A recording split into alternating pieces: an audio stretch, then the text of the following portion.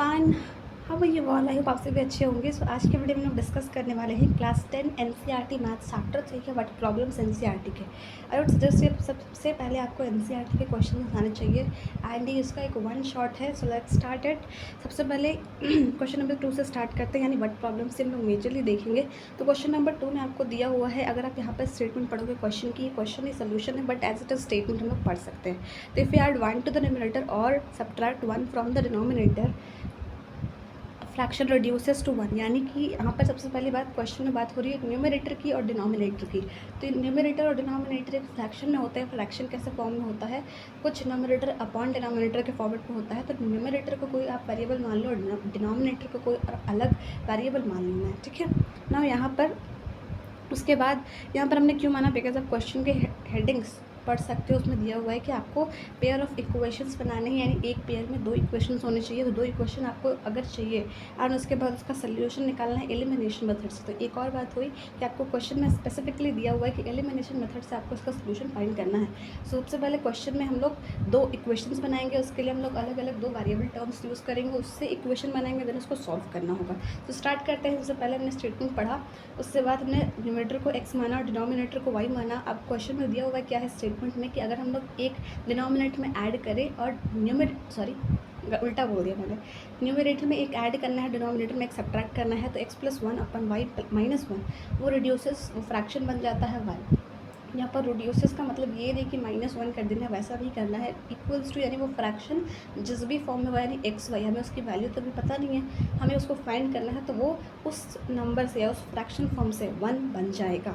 तो is equals to 1 कर देंगे, उसको क्रॉस मल्टीप्लाई करेंगे। क्रॉस मल्टीप्लाई करने के बाद उसके बाद यहाँ पर एक और स्टेटमेंट दी हुई है कि the fraction becomes 1 if we only add 1 to the fraction becomes 1 if you only add 1 to the denominator. यानी कि यहाँ पर अगर बात हुई है डिनोमिनेटर में 1 ऐड करना है, तो ऐसा नहीं है कि आपको न्यूमरेटर को लेना ही नहीं है। न्यूमरेटर को आप सिर्फ x लीजिएगा एंड डिनोमिनेटर में 1 ऐड कर देना, उसके बाद सिंपली क्रॉस मल्टीप्लाई करना है। तो आपके पास 2 इक्वेशन आ जाएंगे एंड दोनों इक्वेशन को आप एलिमिनेशन मेथड से आप सॉल्व कर सकते हो, ठीक है। सो आई होप दोनों इक्वेशन आपके सॉल्व हो जाएगी। यहाँ एलिमिनेशन में कैसे करते हैं वो मैं आपको बता दे रही हूँ, थोड़ा सा हिंट दे दे रही हूँ। यहाँ पर आपके दोनों x और y सेम थे, मीन्स x इस इक्वेशन में भी था और x से हमारा इसमें था, तो 2x था, लेकिन y सेम था। -y यहाँ पर भी है और यहाँ पर भी -y है। तो अगर इसको हम लोग सब्ट्रैक्ट करेंगे तो प्लस माइनस से कैंसिल आउट हो जाएगा। बट अगर आपको एलिमिनेशन बिल्कुल चेक करना है कि कैसे होगा, तो क्वेश्चन में बिकॉज एलिमिनेशन दिया हुआ है, सिंपली हम लोग क्या करेंगे, अगर आप चाहो y को सेम बना सकते हो, दोनों y तो सेम ही है, बट अगर आप x को सेम बनाना चाहते हो तो यहाँ पर x है, वहाँ पर 2x है सेकंड इक्वेशन में, तो इसको पूरे इक्वेशन को 2 से मल्टीप्लाई कर देना है। 2 से मल्टीप्लाई करना होगा तो यानी इसमें भी 2 से मल्टीप्लाई होगा, इसमें भी होगा एंड इसमें भी होगा।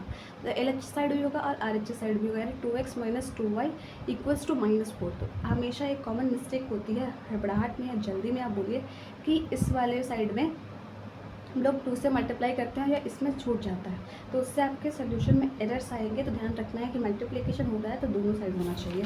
अब उसके बाद आपके पास एक और न्यू इक्वेशन आ गई है, नया इक्वेशन आया है मल्टीप्लाई करने के बाद।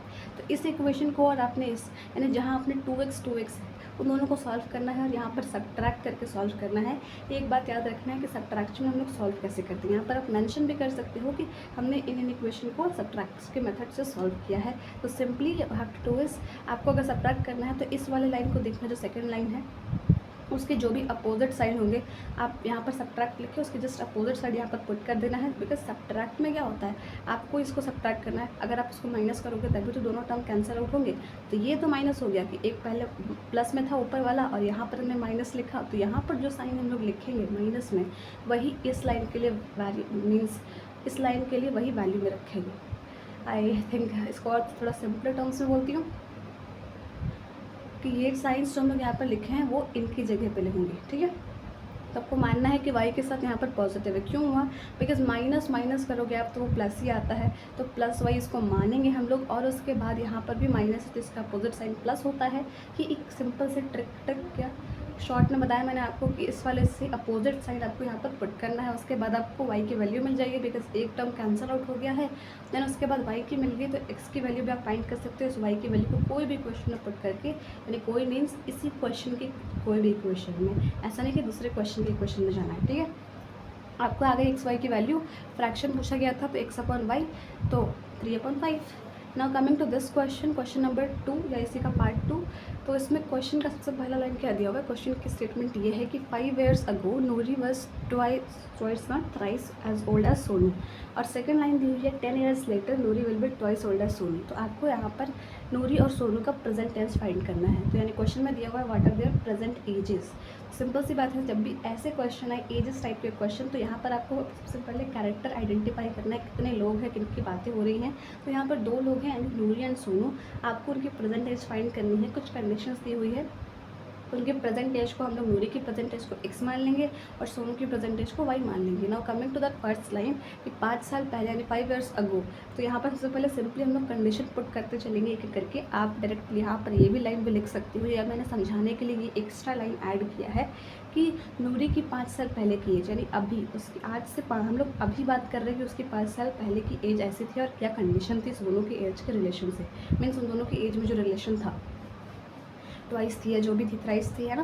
सबसे पहली बात, नूरी की आज की एज है प्रेजेंट एज एक्स, तो 5 साल पहले, तो आज से 5 साल पहले यानी कि आज में x-5 और सोनू की भी 5 साल पहले की एज रहेगी y-5। अब कंडीशन क्या दी हुई है कि नूरी की जो एज थी वो सोनू से थ्राइस थी, यानी नूरी सोनू की 3 गुनी थी, तो सोनू की 3 गुनी थी ना, एंड थ्राइस 3 सोनू की तरफ होगा, 3 × y-5। सिंपली सॉल्व करना है, एक इक्वेशन आ जाएगी।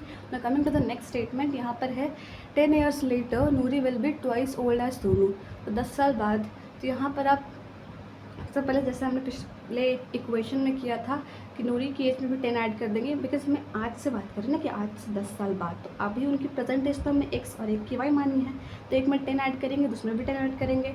नाउ कमिंग टू दैट, क्या कंडीशन थी कि Noori will be twice old as Sonu. Now यहाँ पर एक कॉमन सी मिस्टेक होती है कि हम लोग नूरी को डबल कर देते हैं और सोनू को y+10 रहने देते हैं। वैसा नहीं करना है। यहाँ पर क्वेश्चन को, स्टेटमेंट को थोड़ा सा ध्यान से समझना है कि नूरी की जो एज होगी, नूरी जो भी जितनी एज की होंगी, सो वो कितनी होंगी, ट्वाइस ओल्ड एज सोनू, यानी सोनू की दोगुनी। तो Noori equals to 2 × Sonu, twice of Sonu, simply ऐसे आप समझ सकते हो। नाउ कमिंग टू दैट, अब इसके बाद इसमें भी एक इक्वेशन आ गई। दोनों इक्वेशन को सिंपली सॉल्व करना है आपको। आप चाहो सब्स्टिट्यूशन मेथड से कर सकते हो, लेकिन क्वेश्चन में स्पेसिफिकली मेंशन है एलिमिनेशन मेथड, तो एलिमिनेशन मेथड से भी आप उसको सॉल्व कर सकते हो। यहाँ पर दिया हुआ सोल्यूशन वो मैं एक्सप्लेन नहीं करूँगी, वो पार्ट आपका है सॉल्व करने का, ठीक है। Coming to the next question, इसमें आपको दिया हुआ है सबसे पहले क्वेश्चन की स्टेटमेंट यहाँ से है। ये मैंने क्या बोलते हैं, वर्ड प्रॉब्लम्स में आपको स्टेटमेंट लिखनी होती है, लैंग्वेज लिखनी होगी थोड़ी, तो आप भी ट्राई करना कि थोड़ी सी लैंग्वेज लिखिए, ठीक है। नाउ कमिंग टू दैट, यहाँ पर दिया हुआ है the sum of the digits of a 2-digit number is 9।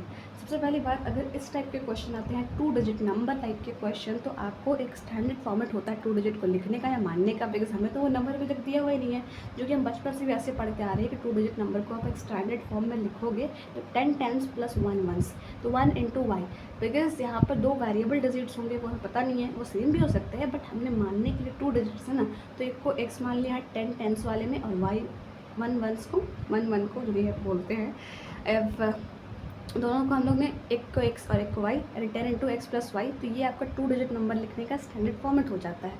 ना कमिंग टू दैट, यहाँ पर एक और चीज़, डिजिट्स को हमने x y माना है, वो मैंने आपको बता दिया। तो इस स्टेटमेंट को ध्यान से पढ़ेंगे तो sum of the digits of a 2 digit number, यानी कि क्वेश्चन में क्या बोला गया, द सम किसका, मान लीजिए जैसे एक नंबर एग्जांपल में है 12, तो 12 एक 2 digit नंबर है, बिकॉज 2 digit है उसमें, ठीक है।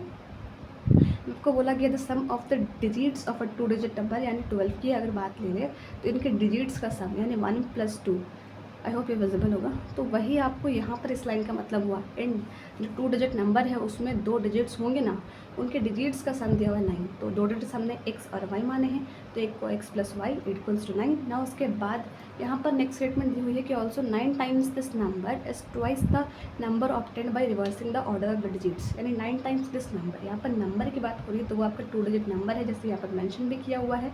ये इतना आपको नहीं लिखना है, आपको सिर्फ मेन चीज़ें लिखनी है, ये स्टेटमेंट एंड ये बस मैंने आपको समझाने के लिए लिखा हुआ है। तो 9 times of this number is मतलब equal to twice the number obtained by reversing the order of the digits. तो ये जो नंबर है इसमें से आपको डिजिट्स का जो ऑर्डर है वो रिवर्स कर देना है, यानी x की जगह पर y, y की जगह पर x, सिंपली रिप्लेस कर देना है पोजीशंस को, ठीक है।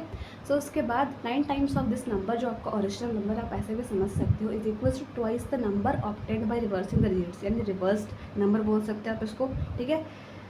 सो नाउ आप यहाँ पर से एक और इक्वेशन आ जाएगी, दोनों इक्वेशन को सिंपली सॉल्व करना है एलिमिनेशन मेथड से। एंड आपका फिर लास्ट में क्वेश्चन में पूछा गया है, एक बात और ध्यान रखनी, क्वेश्चन में क्या पूछा गया है आपको वो ज़रूर पढ़ना है, ठीक है।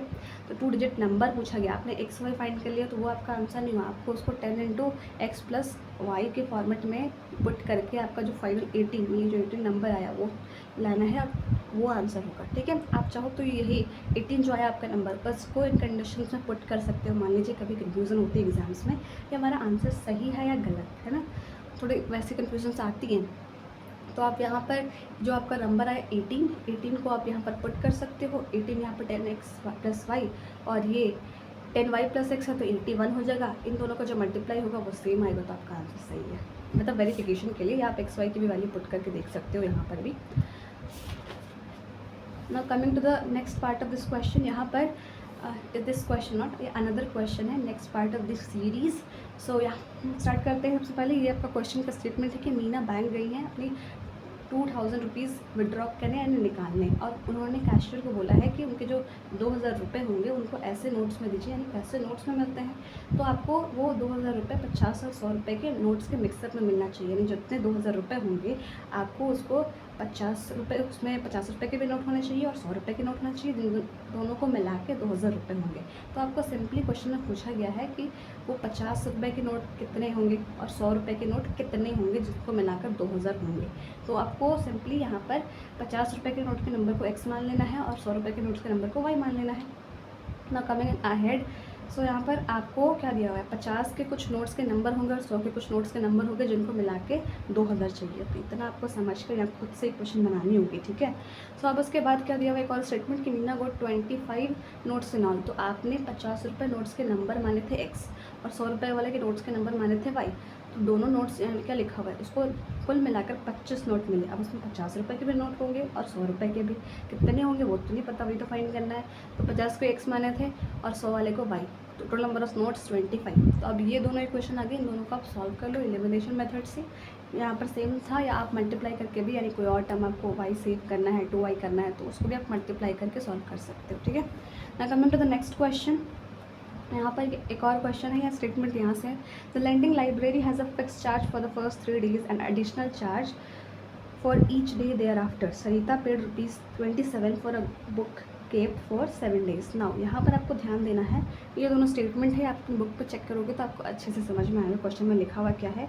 एक लैंडिंग लाइब्रेरी यानी जो बुक्स देती है उधार पे, यानी पढ़ने के लिए आप ले जा सकते हो, और चार्ज भी करती है, बट कब करती है, कंडीशन दी हुई है पहले 3 दिन के लिए उसके पास फिक्स चार्ज है, और उसके बाद 3 दिनों के बाद जैसे आप ज़्यादा दिन बुक रखोगे, 4 दिन रखोगे, 5 दिन रखोगे, 6 दिन रखोगे, तो 3 दिन के बाद से 3 दिन तक तो वो सेम पैसा लेंगी वो बुक चार्ज ले जाने के लिए, बट चौथे दिन से वो एक एडिशनल उसमें अलग से अमाउंट जोड़ देंगे, तो ज़्यादा पैसे लगेंगे ना। हाँ, सो नाउ यहाँ पर क्या कंडीशन दी हुई है कि Sarita paid ₹27 for a book care for 7 days। तो इसको समझने से पहले हमें कुछ टर्म्स भी मानने होंगे कि जो फिक्स चार्ज है वो तो फिक्स्ड रहेगा 3 दिनों तक, तो उसको हम लोग एक्स मान लेते हैं, वो तो चेंज होगा नहीं। लेकिन जो एडिशनली ऐड हो रहा है तीसरे दिन के बाद से, उसको हम लोग वाई मान लेते हैं, ठीक है ना। सरिता ने बुक रखा था 7 days के लिए, तो 3 दिनों के लिए तो पैसा लगता नहीं है, सॉरी 3 दिनों के लिए फिक्स चार्जेस लगते हैं, है ना।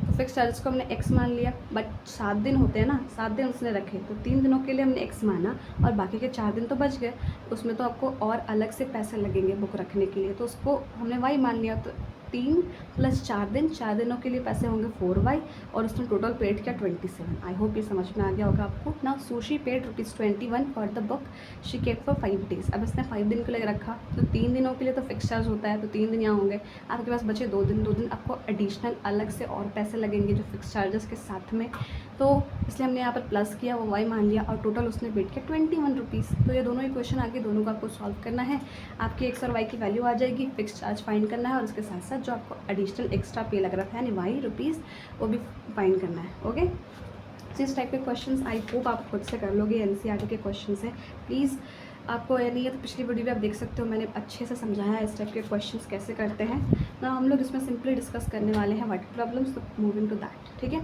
ना। उसके बाद यहाँ पर है ये आपका नेक्स्ट एक्सरसाइज का वर्ड प्रॉब्लम है कि एक स्टूडेंट टेक्स वन स्टूडेंट ए, एक स्टूडेंट ए है जो कि लेता है फूड 20 दिनों के लिए, तो शी हैज़ टू पे ₹1000 एज हॉस्टल चार्जेस सो उसके साथ साथ इसमें क्वेश्चन में कुछ तो अधूरा है. Let me show this question to you all. Okay, yes, हाँ. तो यहाँ पर आप देख सकते हो ये वाला क्वेश्चन है, ये वाला. A part of monthly hostel charges is fix and remaining depends on the number of days one has taken for the mess, जहाँ मेस मतलब खाना मिलता है आपको हॉस्टल में. ठीक है.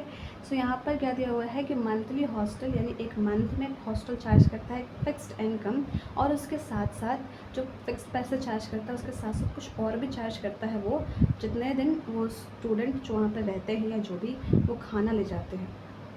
तो आपको बेसिकली पैसे ही फाइंड करने होंगे इसमें. तो क्वेश्चन को पढ़ते हैं अच्छे से, देन ट्राई करते हैं इसको सॉल्व करने का. ठीक है. तो स्टार्ट करेंगे. लेट द फिक्स चार्जेस, यानी कि जब आपका स्टूडेंट ए है वो ले जाता है खाना 20 दिनों के लिए, तो उसको पे करना पड़ता है 1000 रुपये एज हॉस्टल चार्जेस. लेकिन आपको क्या दिया हुआ है क्वेश्चन में कि हॉस्टल चार्जेस तो लगेंगे ही, लेकिन साथ में एक फिक्स चार्ज भी लगेगा, और जितने दिन आप खाना लेकर गए हो उसका भी एडिशनल चार्ज लगेगा. तो फिक्स चार्जेस है तो फिक्स चार्जेस तो हमेशा फिक्स रहेंगे, तो उसको हम लोग एक्स मान लेते हैं. आप चाहो तो कोई भी वेरिएबल टर्म मान सकते हो ना. यहाँ पर फिक्स चार्जेस माना एक्स, एंड देन उसके बाद यहाँ पर और क्या लिखा हुआ था कि और बाकी के जो चार्जेस होंगे वो डिपेंड करेगा कि वो स्टूडेंट क्या कितने दिनों तक लेकर गई हैं. तो 20 दिनों तक वो फूड लेकर गई थी मेस से, तो वाई जो होगा वो फूड का प्राइस होगा, तो वो तो ऐड होगा इसमें फिक्स चार्जेस में, और टोटल मिला के उसको पेड किया उसने 1000 रुपये.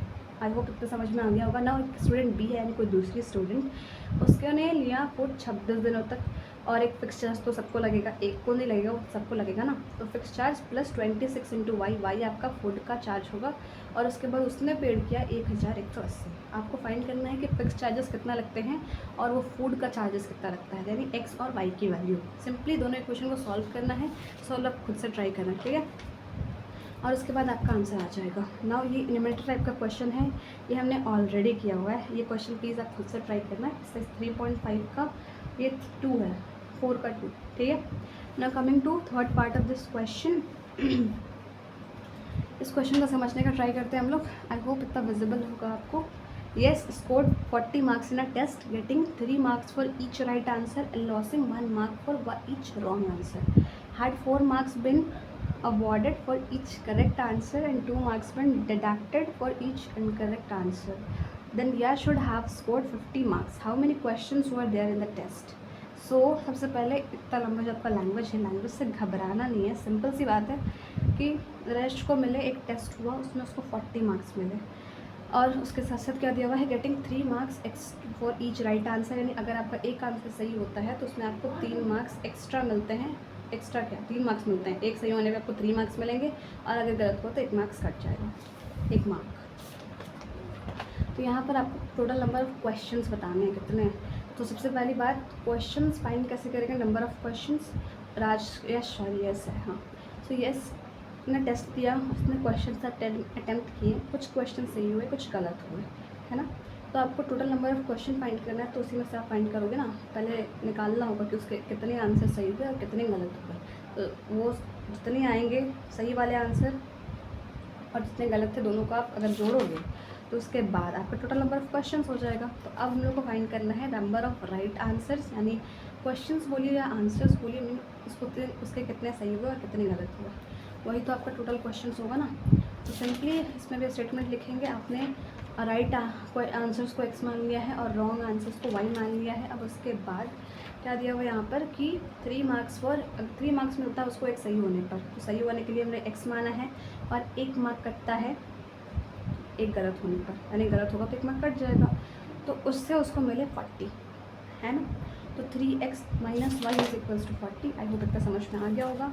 Now had 4 marks been awarded for each correct answer and 2 marks been deducted for each incorrect answer, यानी ये एक और आपको इमेजिनरी कंडीशन दी हुई है. अब कंफ्यूज नहीं होना है कि वहाँ पर उसको 3 सही हुए, एक गलत हुआ तो उसको 40 मार्क्स आए. एक गलत हुआ ना, इसलिए यहाँ पर माइनस हुआ है. ठीक है. नाउ अब उसके बाद यहाँ पर एक इमेजिनरी कंडीशन दी हुई है कि अगर उसके 4 मार्क्स दिए जाते एक सही होने पर और 2 मार्क्स कटते एक गलत होने पर, तो उसको 50 मार्क्स आते. तो इसका भी हम लोग एक लीनियर इक्वेशन बना लेंगे, उसको सिंपल फॉर्म में कन्वर्ट करके यानी 2 कॉमन लेके एक नई इक्वेशन बन गई। दोनों इक्वेशन को सॉल्व करना है। आपके पास x और y की वैल्यू आएगी। कैसी आएगी ये आपको मैंने बहुत वीडियोस में बता चुका है, प्लीज़ अवेलेबल वीडियोस देखो, ठीक है, बिकॉज ये वन शॉट है तो हम लोग उसको ट्राई करेंगे कवर करने का सारे क्वेश्चन को। नाउ यहाँ पर total number of question, right answers plus wrong answers, यानी क्वेश्चन तो उतने ही थे, जितने होंगे उतने ही होंगे, बट उसके जो भी मार्क्स आए उसने राइट आंसर भी दिया, रॉन्ग आंसर भी दिया, तो राइट प्लस रॉन्ग आंसर के कुछ क्वेश्चन होंगे तभी ना उसने आंसर दिए। दोनों को x और y की वैल्यू को जोड़ोगे आप तो आपका आंसर आ जाएगा। और क्वेश्चन नंबर 4, इसी का ज़्यादा क्वेश्चन नहीं है, बनाना नहीं है, ठीक है। सो बाकी सब लीनियर क्वेश्चन से हैं, वो प्लीज़ आप पीछे वाले वीडियोस देखना, आपको उससे ज़रूर हेल्प मिलेगी। Places A and B are 100 kilometre apart on a highway. One car starts from A one car starts from A and another from B at the same time. Now if the car travels in the same direction at different speeds they meet in 5 hours. Simple सी बात है, ये थोड़ा बड़ा language है और इसका अगर मैं क्वेश्चन में दिखाऊंगी तो उसकी थोड़ी सी बड़ी लैंग्वेज है, मीन्स थोड़ा लंबा लिखा हुआ है। और लंबे क्वेश्चन देखकर क्या लगता है कि वर्ड प्रॉब्लम्स नहीं, क्या स्टोरी लिखी हुई है। सो अब वहाँ ही जाते हैं, थोड़ा पढ़ाई पर ध्यान देते हैं। सो यहाँ पर दिया हुआ है कि places A and B are 100 kilometre apart on highway, means एक हाईवे है, 2 प्लेस है A और B, उन दोनों के बीच का डिस्टेंस है 100।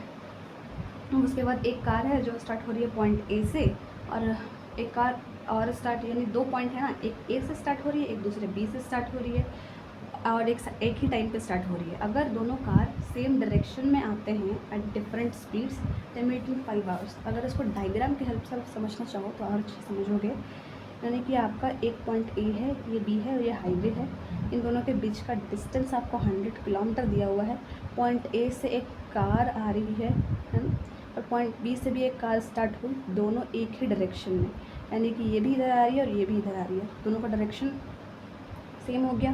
तो अगर ये और डिफरेंट स्पीड से आ रही है तो ये लोग दोनों 5 घंटे में मिलेंगे, ठीक है। तो इतना आई थिंक इसका इमेजिन कर लिया हमने डायग्राम। नाउ यहाँ पर आपको स्पीड डिस्टेंस दी हुई है और आपको यहाँ पर फाइंड करना है स्पीड, अगर वो दोनों एक ही डायरेक्शन में आ रहे हों, है ना। आपको टाइम भी दी हुई है, अगर दोनों एक डायरेक्शन में आएंगे तो दोनों 5 घंटे में मिलेंगे। तो आपको स्पीड निकाल लेना है यहाँ से, क्यों निकालना है मैं बताऊँगी आगे ना। उसके बाद हमें क्वेश्चन में पूछा क्या है कि what are the speeds of the 2 car. हमें क्वेश्चन में स्पीड ही पूछा गया कि दोनों कार की स्पीड क्या होगी। एक और कंडीशन है, उसके बारे में हम आगे पढ़ेंगे कि अगर वो from A and another from B at the same time. Now I think towards each other, sorry थोड़ा सा यहाँ पर गलत एक्सप्लेनेशन हो गया। आई होप मैं करेक्ट करूँ अपने आप को, बिकॉज आगे क्वेश्चन मैंने नहीं पढ़ा है, तो लेट्स करेक्ट माई सेल्फ, है ना। सो यहाँ पर थोड़ी सी गलती हो गई है। आप यहाँ पर देख सकते हो आगे की स्टेटमेंट क्या दी हुई है कि if the car travels in the same direction, ये तो हमने हो गया। If the travel towards each other तो मीटिंग बना, यानी अगर ऐसे आएंगे तो वो 1 घंटे में मिलेंगे, और सेम डायरेक्शन में जा रहे हैं तो इसका मतलब होगा ये A B है आपका 100 किलोमीटर, और ये इधर जा रहा है तो ये B इस पॉइंट से स्टार्ट होकर इधर जा रहा है और A इस पॉइंट से स्टार्ट होकर इधर जा रहा है, ठीक है। ये इसके डायग्राम के लिए आप प्लीज़ वो वाली वीडियो चेक कर लेना, थोड़े से एरर होंगे but I will try my best कि इसको नेक्स्ट टाइम से अवॉइड करूँ, ठीक है। सो आपको क्या है, अगर वो लोग एक ही डायरेक्शन में आ रहे हैं यानी एक दूसरे की तरफ आ रहे हैं, है ना, तो एक दूसरे की तरफ आएंगे तो वो 1 घंटे में पहुंच जाएंगे। आपको स्पीड निकाल लेना है। स्पीड क्यों निकालना है, बिकॉज हमें दोनों कार्स की स्पीड पूछी गई है। तो स्पीड हमने एक कार की x मानी है, एक कार की y मानी है। तो जब दोनों सेम डायरेक्शन में चल रहे हैं और उनकी डिस्टेंस है 100 किलोमीटर उन दोनों के बीच की, और टाइम आपका दिया हुआ है 5, सेम डायरेक्शन में आपको अगर दिया हुआ है, तो आप यहाँ पर x minus y is equals to 20 कर देंगे। अब 20 कहाँ से आया, 20 हमने यहाँ स्पीड निकाला, बिकॉज ये एक्स वाई भी स्पीड है। अब दोनों अगर एक दूसरे की तरफ आ रहे हैं, यानी एक इधर आ रहा है और वो भी दोनों मिल रहे हैं, एक दूसरे की तरफ आ रहे हैं, तो आपका जो x प्लस वाई यानी कि टुवर्ड्स ईच अदर आ रहे हैं वो 1 घंटे में मिलेंगे। तो डिस्टेंस अपॉन टाइम 100/1 100 हो जाएगा। दोनों इक्वेशन को सॉल्व करना है एंड देन उसके बाद इसका x और y की वैल्यूज़ आ जाएंगी। आई होप तक क्लियर होगा। थोड़े से इस क्वेश्चन में कॉन्फ्लिक्ट्स हो गए थे, है ना, मैंने देखा नहीं क्वेश्चन ध्यान से, बट या we will surely try to correct it. Now coming to first part of this question, यानी कि the area of a triangle gets reduced by 9 square units and if its length is reduced by 5 units and breadth is increased by 3 units, so ये थोड़ा statements उनके थोड़ा अलग लग रहा है, बट लेट्स ट्राई, ठीक है, सॉल्व करेंगे। एंड उसके बाद यहाँ पर आपको लेंथ एंड ब्रेथ की बात हो रही है, एरिया की बात हो रही है, तो एरिया होता है लेंथ इंटू ब्रेथ। तो एरिया को हम लोग एक्स वाई मानेंगे, उससे पहले लेंथ और ब्रेथ को मानना होगा, that is length is x और ब्रेथ इज़ वाई, ठीक है। सो आपको क्या कंडीशन दिया हुआ है कि द एरिया ऑफ ट्रायंगल नहीं रेक्टेंगल है, the area of rectangle gets reduced by 9। तो हमने लेंथ को एक्स माना है, ब्रेथ को वाई माना है, तो एरिया आपका एक्स इंटू वाई होता है, तो वो कम हो गया, उसमें 9 कम हो गया, ठीक है। If its length is reduced, यानी लेंथ हमने एक्स माना था, लेंथ इफ़ इट्स यानी इक्वल टू करके आपको इस कंडीशन को लिखना है यहाँ पर कि लेंथ में अगर आप 5 घटाओगे, रिड्यूस 5 कम हो गया, और ब्रेथ में 3 और बढ़ जाता है 3 यूनिट से, तो 3 वाई प्लस 3। इसको सॉल्व करने के बाद ये एक्स वाई कट जाएगा। उसके बाद आपके पास इक्वेशन आएगी ना, एक और कंडीशन दी हुई है कि if we increase the length by 3 units and the breadth by 2 units, the area increases by 67 square units। Square units यानी यूनिट का स्क्वायर, बिकॉज एरिया हमेशा स्क्वायर यूनिट में होता है, उसकी पावर 2 होती है यूनिट की, ठीक है। यहाँ पर सेंटीमीटर नहीं है तो हम यूनिट को ही यूज़ करेंगे। अब उसके बाद यहाँ पर दिया हुआ एरिया बढ़ जाता है 67 स्क्वायर यूनिट्स, अगर उसकी जो लेंथ है वो 3 बढ़ जाए और ब्रेथ है जो 2 बढ़ जाए। तो यहाँ पर आपको एरिया को भी मेंशन करना होगा, कई बार हम लोग 67 लिखकर छोड़ देते हैं, देन आपका एक्स वाई आएगा तो वो कैंसिल आउट नहीं होगा। ध्यान रखना है कि एरिया के साथ वो 67 स्क्वायर यूनिट्स बढ़ गया तो ये ठीक है इसका यूनिट। और यहाँ पर हमने यूनिट्स क्यों नहीं लिखी है, बिकॉज ये भी एरिया है, लेंथ इंटू ब्रेथ, और ये एरिया में इतना एडिशन हो रहा है, बढ़ जाएगा वो, इसलिए यूनिट्स नहीं लिखी है। यहाँ पर लेंथ में 3 ऐड किया, ब्रेथ में भी 2 ऐड किया, बिकॉज कंडीशन में ये दी हुई थी। अब उसके बाद सॉल्व करेंगे तो एक और इक्वेशन आ गई। अब दोनों इक्वेशन को आप यहाँ पर मैंने सब्स्टिट्यूशन मेथड लगा दिया है, बट इस क्वेश्चन में आप सब्स्टिट्यूशन भी लगा सकते हो, एलिमिनेशन भी लगा सकते हो, बस आपके क्वेश्चन की हेडलाइन देख लेना। इस क्वेश्चन में आई थिंक तो नहीं है बुक में मेंशन, इसलिए मैंने सब्स्टिट्यूशन लगा दिया, बिकॉज वो मुझे ईजी लगता है। एंड उसके बाद सॉल्व करके आपको लेंथ और ब्रेथ की वैल्यूज़ मिल जाएंगे। आई होप इतना क्लियर हो गया होगा। एंड प्लीज़ लेक्चर्स को ध्यान से, मीन्स अगर आप इसको नहीं तो पिछले वाले वीडियोस को भी देख सकते हो अच्छे कॉन्सेप्ट क्लियर करने के लिए। या एक मैं बात बोलूँगी, एनसीईआरटी के क्वेश्चंस भी बनाने हैं, please try out to solve this questions as possible as you can अपने हाफ ईयरली एग्जाम से पहले, बिकॉज क्वेश्चन आते ज़रूर हैं एनसीईआरटी से, कुछ को ना कुछ क्वेश्चन तो रहेंगे।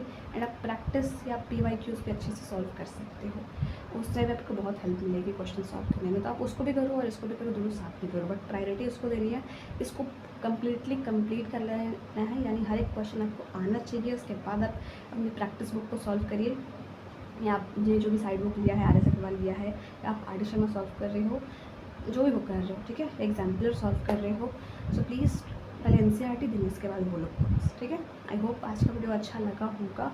एंड ये थी इसकी वर्ड प्रॉब्लम्स। नेक्स्ट वीडियो होगी क्वाड्रेटिक इक्वेशन के वर्ड प्रॉब्लम्स NCERT वाले, और उसके कुछ जो D वाले डिस्क्रिमिनेंट वाले क्वेश्चंस आते हैं उस क्वेश्चंस पर वन शॉट रहेगा। सारे वीडियो को हम लोग एक ही में कैचअप करेंगे एंड सारे कंटेंट को स्टार्ट करके, तो आपको अच्छे से सुनना होगा और अपने से प्रैक्टिस करनी होगी। आई होप इतना आज के लिए काफ़ी है। Thank you so much for watching this video.